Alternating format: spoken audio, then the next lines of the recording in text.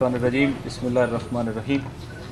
इंशाअल्लाह इसी इख्तिसार को पेश नज़र रखेंगे ताकि हमारी दीगर लीडरशिप जो है बिलखसूस हमारे इस कारवान के सालार जनाब मोहतरम अचकज़ई साहब वो गुफ्तगू करें और इसी तरीके से दीगर हमारे स्टेज के ऊपर बैठे हुए मुअज़्ज़ज़ दोस्त।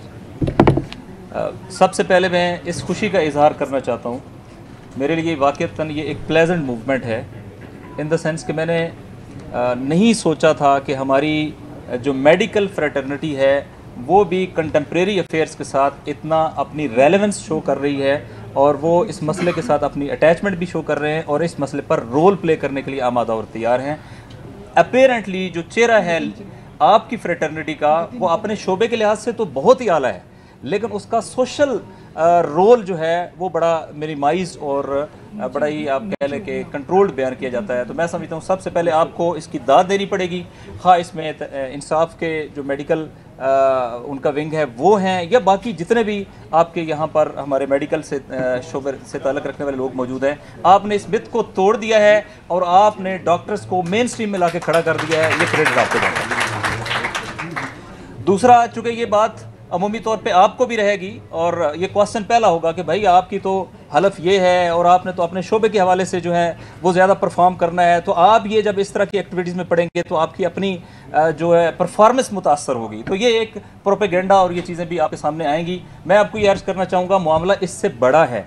हम एक ऐसी कश्ती के सवार हैं जिसमें डॉक्टर्स भी हैं, इंजीनियर्स भी हैं, जिसमें तमाम वॉक्स ऑफ सोसाइटी के लोग शामिल हैं और ये कश्ती इसमें सुराख हो चुका है और हम ये नहीं कह सकते कि इस सुराख को बंद करने के लिए किसी फलां शोबे को आना चाहिए। हम सब की जिम्मेदारी है, ये हमारा वतन है, इस वतन की कश्ती में एक सुराख कर दिया गया है और इस सुराख को ब्रिज करने के लिए, रोकने के लिए, ताकि ये किसी तबाही से दो चार ना हो, हर वो जो इस कश्ती के ऊपर मौजूद है उसकी रिस्पॉन्सिबिलिटी है कि वो अपना रोल प्ले करे और बातों से नहीं बिल अमल उस सुराख को बंद करने की कोशिश करे ताकि किसी को इस कश्ती को जो है वो गर्क करने की नापाक साजिश में कामयाब न होने दिया जाए इंशाअल्लाह। तीसरा, मैं चूँकि एक रेलेवेंट बात है, आप मेडिकल साइंस के स्टूडेंट हैं, हम सोशल साइंटिस्ट कहलाते हैं। जो पॉलिटिकल मामलात में काम करते हैं वो ज़्यादातर सोशल साइंटिस्ट होते हैं।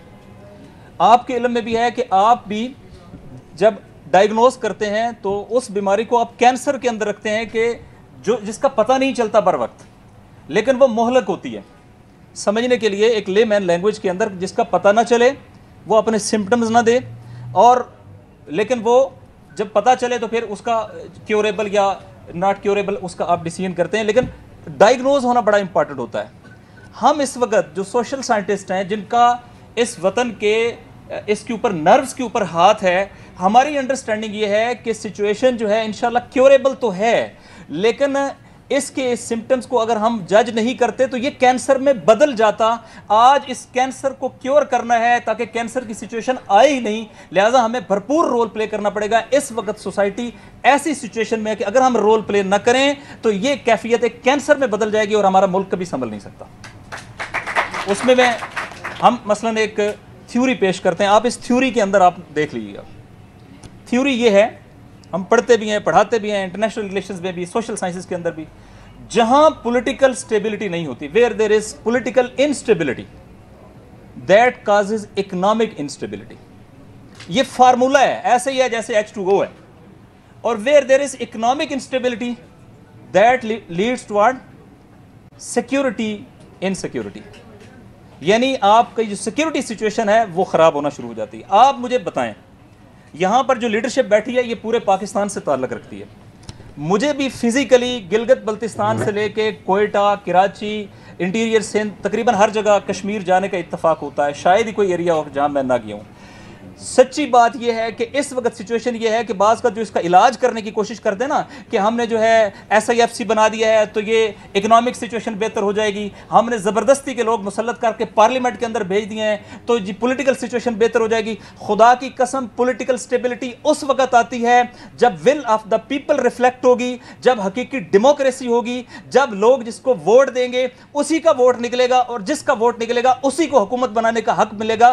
तब पाकिस्तान के अंदर स्टेबिलिटी स्टेबिलिटी आएगी, और जब पॉलिटिकल स्टेबिलिटी आएगी तो इकोनॉमिक स्टेबिलिटी का रास्ता हमवार होगा, और जब ये दोनों चीजें आ जाएंगी तो फिर हम सिक्योरिटी क्राइसिस का भी मुकाबला कर सकते हैं। आज जो भी ये इलाज करना चाहते हैं वो दरअसल इस मर्ज को तवील करना चाहते हैं कि वो ये कहना है कि ये स्टेबिलिटी तो आ गई है, ये झूठी स्टेबिलिटी इस मुल्क को नहीं बचा सकती है, ये हमें इस मुल्क को स्टेबल करने के लिए, इस मुल्क को इस्तेकाम देने के लिए हमें जरूरी है पॉलिटिकल स्टेबिलिटी लाएं, और पॉलिटिकल स्टेबिलिटी का फार्मूला एक ही है, जिसका वोट दिया है उसी का वोट निकलना चाहिए और उसी को हक की हुकूमत मिलना चाहिए। अगर उसको हक की हुकूमत मिलेगा तो वो अवाम को जवाबदेह होगा। इस वक्त जो लोग पॉलिटिकल पोजीशंस के ऊपर बैठे हुए हैं वो अवाम को जवाबदेह नहीं है, चूंकि वो अवाम के वोट के साथ नहीं आए, वो बास कुदरतमंद हलकों के तावन के साथ आए हैं, वो उनको जवाबदेह हैं, लिहाजा उन्हीं के इंटरेस्ट को आगे बढ़ा रहे हैं। अवाम का इंटरेस्ट कंप्रोमाइज हो रहा है, हम अवाम की सुप्रीमेसी के लिए, उनके इंटरेस्ट को आगे बढ़ाने के लिए इस मूवमेंट को आगे बढ़ाएंगे। मैं आपको ये अर्ज करूं कि चूंकि सिचुएशन दीगर शख्सियात खुद बताएंगी, हम खुद देख रहे हैं। आप देखें, चमन इलाका है अचकजई साहब का, चमन के अंदर कितने महीने से रिजेंटमेंट है, कितने हजार लोग प्रोटेस्ट के ऊपर बैठे हुए हैं, उनकी बात सुनने के लिए कोई तैयार नहीं है। गवादर के अंदर हक दो मूवमेंट चली, उनके साथ डायलॉग करने के लिए तैयार नहीं है। गिलगित बल्तिस्तान के अंदर इतनी मुद्दत से मूवमेंट चल रही है, उन्हें आप बुनियादी आईनी हकूक देने के लिए तैयार नहीं है। कश्मीर के साथ जो हुआ वो सारी दुनिया ने देखा है। खैबर पख्तूनख्वा के अंदर जिस तरीके से इंसर्जेंसी या दीगर चीज़ें हैं, कौन है जो इस कैफियत से निकाल सकता है? मैं यहाँ कैटेगोरिक कहता हूँ, कोई एक डॉक्यूमेंट, जो डॉक्यूमेंट मुल्क में बाइंडिंग फोर्स है, जिसको हम सीमेंटिंग पावर कहते हैं, समझने के लिए कि एक जगह पर रेत भी है, ईंट भी है, बजरी भी है, पानी भी है, पत्थर भी है, लेकिन जब तक कोई पार इनको जोड़ने वाली नहीं होगी तो ये अलग अलग चीज़ें हैं। ये कंक्रीट नहीं बन सकता, ये नाकाबिले तस्कीर नहीं बन सकता। हम कंक्रीट की सूरत उस वक्त बन सकते हैं जब हमारी ये सीमेंटिंग पावर, जब ये हमारी बाइंडिंग फोर्स पावरफुल हो। वो कौन सी चीज़ है जिसे पाकिस्तान की तमाम इकाइयाँ, तमाम तबके, तमाम मुल्क, तमाम लेयर्स कबूल करती हैं? तो अगर कोई डॉक्यूमेंट है जिसको पूरा पाकिस्तान कबूल करता है, वो डॉक्यूमेंट ये आईन है जिसकी बुनियाद पे पूरा पाकिस्तान चलने के लिए तैयार है। और अगर कोई शख्सियत है जो पूरे पाकिस्तान को बाइंडिंग फोर्स में परोए हुए है, उस शख्सियत का नाम इमरान खान है, कैदी नंबर 804 है। लिहाजा जब भी हम इन दोनों की बात करें तो इसे पॉलिटिकल बात ना समझा जाए। ये इस मुल्क के इस्तेकाम, स्टेबिलिटी और इसको इस क्राइसिस से निकालने के लिए इसके अलावा कोई चारा नहीं है। एक महबूब शख्सियत मुझे बता दो जिसे पूरे पाकिस्तान की तमाम तबके, तमाम सूबे, तमाम इलाके उसको ऑनर करते हों, और अगर वो आज मैदान के अंदर आ जाए तो पाकिस्तान एक यूनिट काउंट होगा। एक शख्सियत भी ऐसी नहीं है, उस एक शख्सियत का नाम इमरान खान है। लिहाजा हम पाकिस्तान की बात करते हैं जब इमरान खान की बात करते हैं। मैं अपनी बात को कंक्लूड करता हूँ। ये कॉन्स्टिट्यूशन बुनियादी तौर पे फ्रेमवर्क देता है।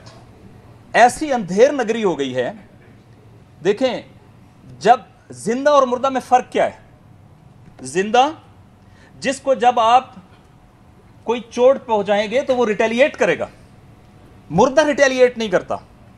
हमें मुर्दा कौम बनाने की कोशिश है। जिस तरीके से चाहें हम आईन की नाक मोड़ दें, इसको मोम की नाक बना दे, जैसे चाहे अपने पर्पस और अपने हदफ के लिए तो इसको इस्तेमाल करें, लेकिन इसकी सुप्रीमेसी नहीं रहने दें। ये कैफियत बना दी गई और हमें बतौर नेशन, हम इसके ऊपर अगर रिटेलिएट ना करें तो हम एक मुर्दा नेशन बन जाएंगे। हम बताना चाहते हैं और ये मूवमेंट इंडिकेट कर रही है, हम एक जिंदा नेशन हैं। हम इस जिंदगी की बुनियाद पर पाकिस्तान के अंदर इस आइन की सुप्रीमेसी कायम करेंगे ताकि मुल्क में किसी को कॉन्स्टिट्यूशन को जो है वायलेट करने की इजाजत नहीं मिले, और जो ये करे उसे पाकिस्तान का गद्दार और कौम का गद्दार करार दिया जाए। आप देखें कैसे मोम की नाक बना दिया गया। आइन लिखा हुआ है, कॉन्स्टिट्यूशन रिटन है पाकिस्तान का, बाज ममालिक में तो अनरिटन है। लिखा हुआ है कि आपने जो है वो इतने दिनों के अंदर, अगर फर्ज करे असेंबली डिसॉल्व हो जाए, आपने इलेक्शन कराना है। आप ढीठ बन के बड़े कर नहीं कराते इलेक्शन। किस तरीके से आप आइन का मजाक उड़ाते हो? आप मुझे बताएं, अगर आइन नहीं रहेगा तो law of the jungle prevail करेगा, माइट इज राइट प्रिवेल करेगी।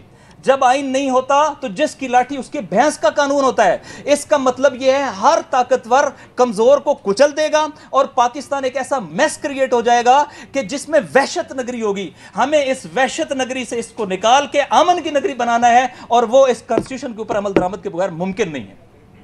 और फिर इन्होंने यही हाल उसके जो है वो कवानीन के साथ भी किया, चूँकि कॉन्स्टिट्यूशन बैलेंस ऑफ पावर की बात करता है, इदारों की बात करता है, उनके अंदर तकसीम की बात करता है, उनको हर एक की अपनी हदूद मुअय्यन करता है। ये हदूद क्रॉस न करें। इन हदूद के ज़रिए से ही जब जुडिशरी इंडिपेंडेंट होगी तो फिर किसी को उसको वायलेट करने की इजाज़त नहीं होगी। उसके डिसीजन आज ये कैफियत हो गई है, जो जितना बड़ा वायलेटर है उतना ही बड़ा वी का निशान बना के निकलता है और वो समझता है कि हम सबसे बड़े जो है ना वो फाते हैं। ये जो आप आर्टिकल 62-63 है उसकी ट्रू स्पिरिट के मुताबिक, इस आइन की ट्रू स्पिरिट के मुताबिक अमल करेंगे तो पाकिस्तान में हर कसो नाकस को आने की इजाज़त नहीं मिलेगी। वो आएगा जिसको पाकिस्तान की आवाम पसंद करते होंगे, जिसको बेसिक जो पाकिस्तान ने कवानीन बनाए हैं वो उनका रिगार्ड करता होगा, उसने वायलेट नहीं किया होगा, उसने कभी गद्दारी नहीं की होगी, वो इस वतन के नेशनल इंटरेस्ट के साथ मुखलिस होगा और वो पाकिस्तान की डिसीजन मेकिंग जो है वो करेगा। और यही कवानीन के हवाले से है, चूँकि कवानीन वो डायरेक्ट कवानीन और ज़ाब्ते हैं। वहाँ क्या होता है, आप एक शख्स को, यानी आप देखिए कितना पर्सनल ओरिएंटेड कवानीन, कि इमरान खान साहब को पकड़ना है तो नैब के कानून में तरमीम करते हो ताकि उनकी बेल ना हो सके, और अगर किसी को रिलीफ देना है या किसी को, यानी तो उसी कानून में एक और तरमीम करते हो ताकि किसी के खिलाफ तमाम केसेस का खात्मा किया जाए।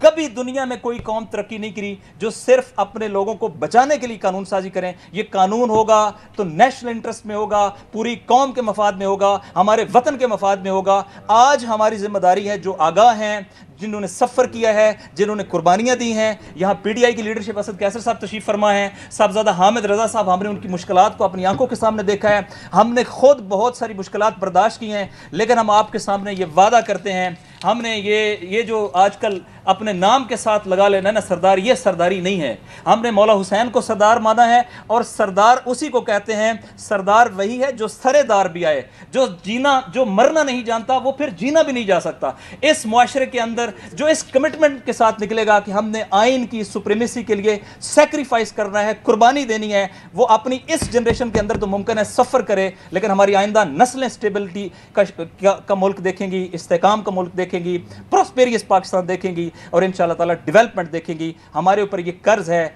हम अपना आज बचाते हैं या अपना मुस्तकबिल बचाते हैं, फ्यूचर बचाते हैं। और इंशाअल्लाह ताला अगर आज में हमें कोई कुर्बानी देनी भी पड़ी हम देंगे, लेकिन इस वतन को बचाएंगे, अपनी नस्लों को बचाएंगे, आप सबका फ्यूचर बचाएंगे, आप सबके ख़ानदानों को, इस वतन को, इसकी इकाइयों को बचाएंगे। और उसके लिए ये तहरीक तहफ़्फ़ुज़ आइन है और हम इस तहरीक में अपना भरपूर रोल प्ले करेंगे, मिलकर कलेक्टिव विजडम के साथ आगे बढ़ेंगे। और इंशाअल्लाह ताला आज एक मजबूत दस्तोबाजू इस मेडिकल फ्रेटर्निटी की सूरत में हमारे साथ है। और इंशाअल्लाह ताला जब आप साथ होंगे तो जैसे आप क्योर करते हैं, जैसे आप किसी को उसकी बीमारी से निकालते हैं, इस वतन को इस दरपेश बीमारी से निकालने में भी आपकी फ्रेटर्निटी कलीदी किरदार अदा करेगी और हम मिलकर इस बुहरान से निकलेंगे। वस्सलाम वालेकुम।